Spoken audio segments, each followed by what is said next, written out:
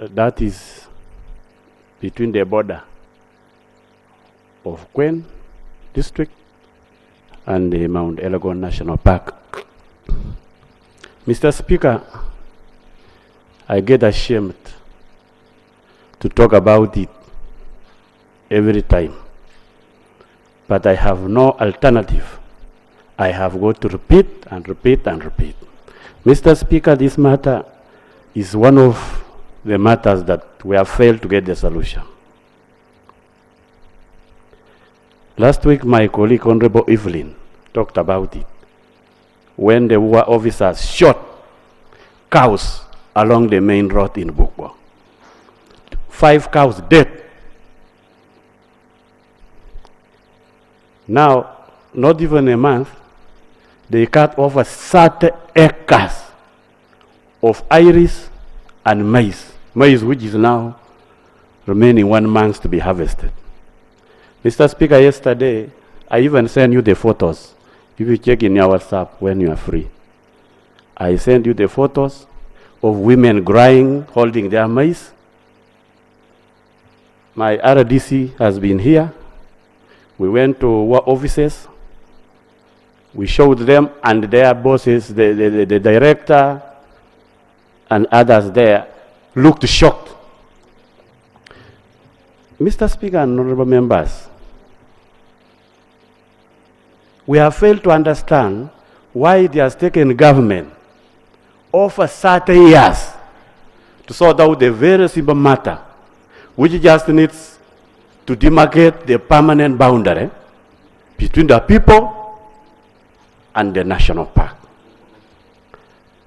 And, okay.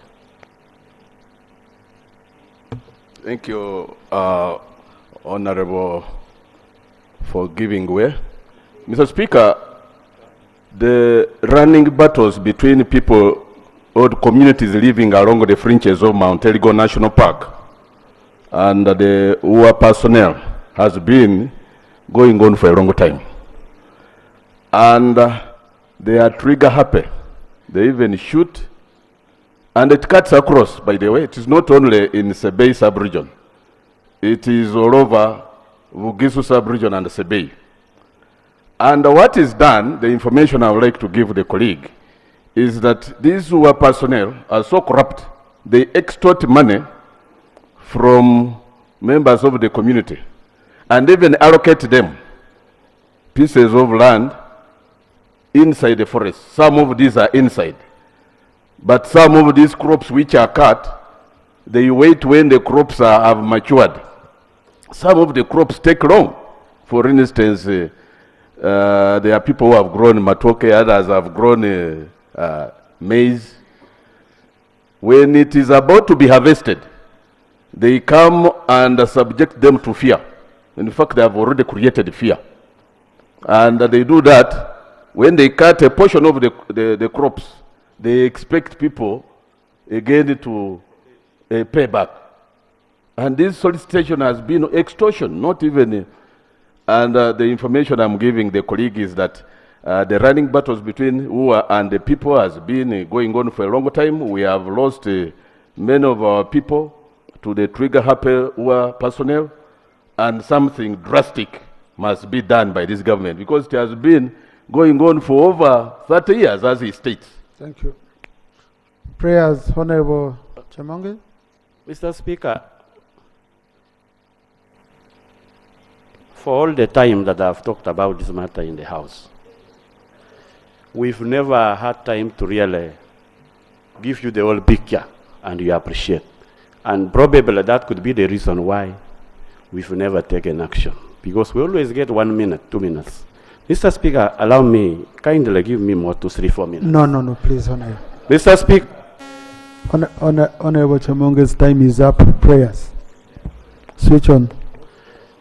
Okay, Mr. Speaker, my prayers, and before the prayers, I want to thank Honorable. He has actually highlighted something I was about to highlight, the issue of corruption. It is true, it is corruption that makes them. Honorable Minister. Honorable Minister.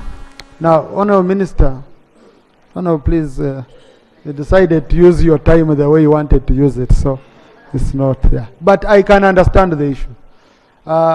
Because when I was a government chief whip, I visited part of those areas on Honorable John Faith Magora, after we had buried the father of Honorable Wandwasi. And I met people on Mount Wanare, and by the way, I survived the second Imbaru. These guys, as we were talking serious business, they started praying Kadodi. And then someone said, these guys are coming for you for Imbaru. So these guys are not very easy to deal with. Anyway, so, and really, I met the leader that evening. Honorable Minister, you will continue having these questions. The other day, Honorable Evelyn Chemutai was here. Honorable Chemonges over 10 times raising the same issue. But the question is very simple. Okay? Just sort out the issue of the boundaries for Mount Elgon. Yeah, because this, what is happening on the Sebei side is happening on the Bugisu side. Only that MPs from Bugisu, now if I allowed and I opened up. And the issue is very, very simple. And when I was there, people said, no, the president said we shall go with the boundaries, I think of 1993. 93, because there is a survey which was done in 93. Now, UA again says, no, go back to the ones of 1960, I think 64, 60 something. So, Honourable Minister, can I request that this time, and I request you, that you develop a cabinet paper on this issue, you take it to cabinet, and then you give a final, you get a final guidance from cabinet, you inform these people whether you want to reopen the boundaries or not, and we have it settled. Huh? Let me just, Honourable Minister, first way, let me first get from Honourable Fadi, then Honourable Sar. Thank you, thank you, Right Honourable Speaker. Right Honourable Speaker, on the same matter, on 13th of April 2023, the President visited Sebei sub-region and met the leadership of Bugisu and Sebei. He directed Prime Minister to open boundaries of Mount Elgon, the boundaries between the people and the Mount Elgon.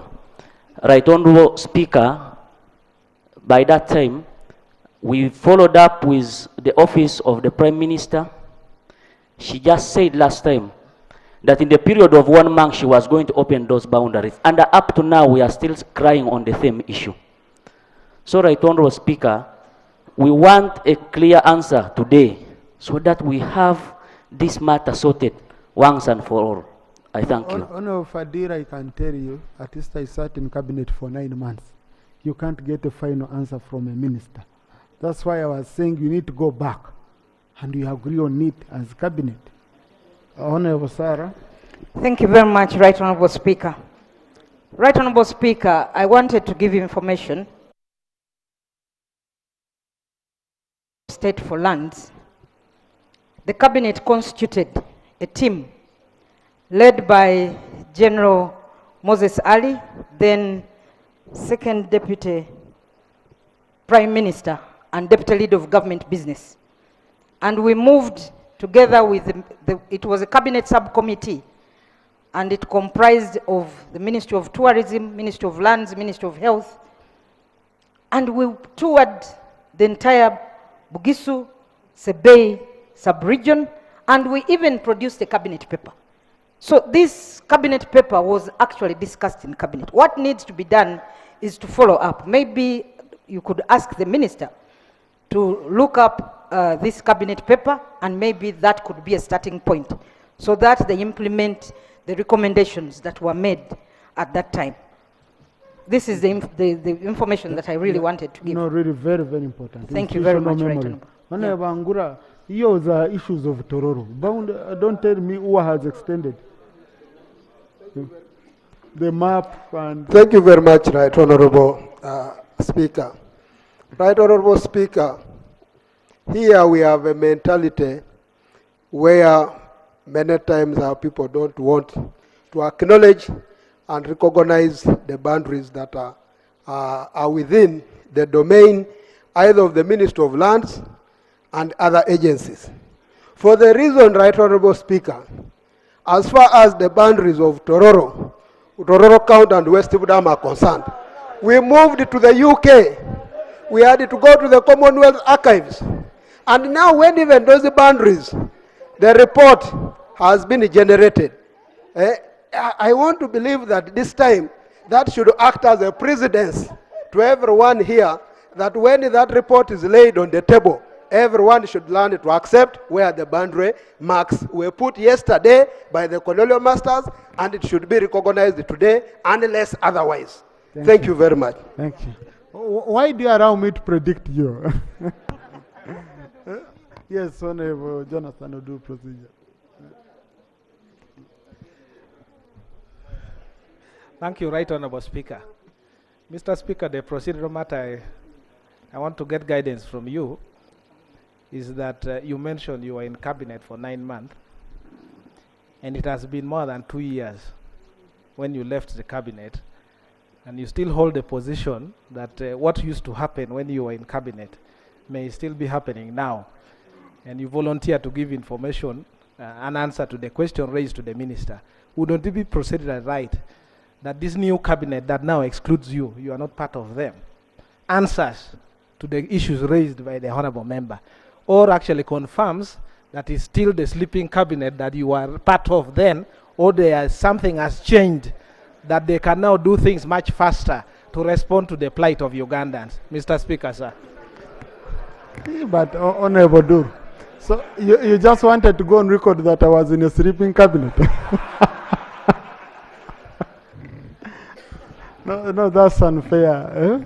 No, I can't be part of a sleeping cabinet. That's why you've heard I was up to Mount Wanare working. That shows I was in a work. It's a working cabinet. Okay, it's a working. But Honorable Minister, let's Honorable John Faith Magora. Thank you very much, Right Honorable Speaker. Right Honorable Speaker, I want to affirm that indeed you came to Mount Wanare in Bungoko North. And the way those guys were dancing is just the way to welcome visitors. Because the way they saw you and the cordial relationship we established with them, they actually realized you are part of them. That was part of the celebration. On the real sense, my Right Honorable, in 2017, there is a report that was produced by the Ministry of Lands. And that report was shared by all the stakeholders in the Bugisu sub-region. And that report shows the boundaries of the 1993, and the recommendations are, yes, there are some places where the community has gone into the lands, and they into the land of Ua. And then Ua has also gone into the land of the community. But there was consensus that now that the boundaries have been opened, let everything be done so that the pillars are established and everything is done. But then that position has never been implemented. It is only a talk. So really our prayer is, can then that report really, which has been shared by all these stakeholders, be implemented, and this matter be set to rest. What is really hindering this matter, that it comes up every time as though government is not acting? Thank you. Thank you, Right Honorable. Honorable Minister for Tourism, in the words of Honorable Jonathan Dur, show us you are not sleeping. Thank you so much, Right Honorable Speaker. And it's unfortunate, especially about the issues that are being raised to do with conservation. I have been to Mount Elgon myself. I've moved across the communities and the boundary areas neighboring the park, and I understand the issues, Right Honorable Speaker. Same is with in the key area where we have Mbwa Tract. Right Honorable Speaker, in Kanungu, as the Minister of Tourism, We have had discussions. I've interacted with the members of parliament and told them where our challenge is. And just like Honorable Faith said, there are some areas where the community is into the park. There are some areas where the boundaries of the park derail off the actual boundary and partly get into the communities. But our interest is to resolve this matter once and for all, Right Honorable Speaker. And we have prepared a cabinet paper.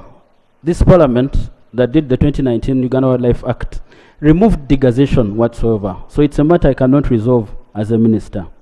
But we are preparing a cabinet paper.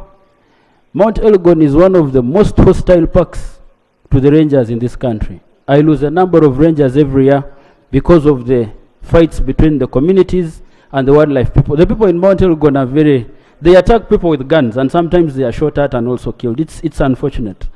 My commitment is we'll expedite the cabinet paper so that we have cabinet advice. The Attorney General has given advice, but I think we need to have it too, so that cabinet can resolve the matter. And I will do that in the shortest time possible. Thank you. So, Honourable Minister, when do you think you can report back to this House?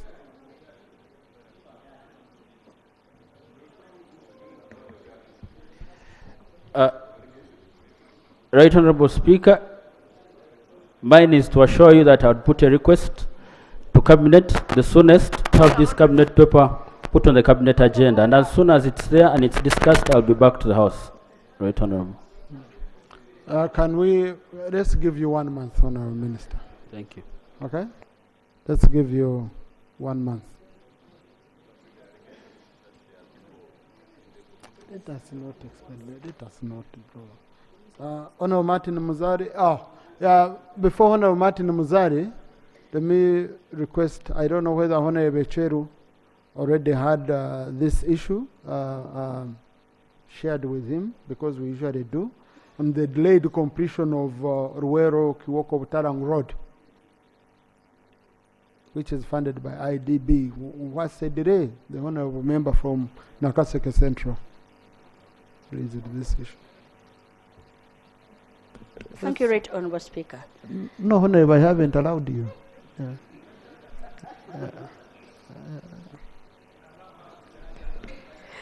Thank you, Right Honourable Speaker. Please, I haven't allowed you. Now I'm seeing Honourable Cheru making a pass for you. Huh? Rarely do I see Honourable Cheru being that generous. You don't know what has happened today. Please, Honourable. Thank you, Right Honourable Speaker, for the generosity. Sir, is it procedure right that the Honourable Minister puts on record that people are holding guns, and when the guns, they are using the guns against the officers, and it's just left like that? Is it procedure right? I see the Honourable Member of Parliament from that area struggling to say order. I don't know whether order or procedure, but is it procedure right, sir? Honourable Minister, it was your statement.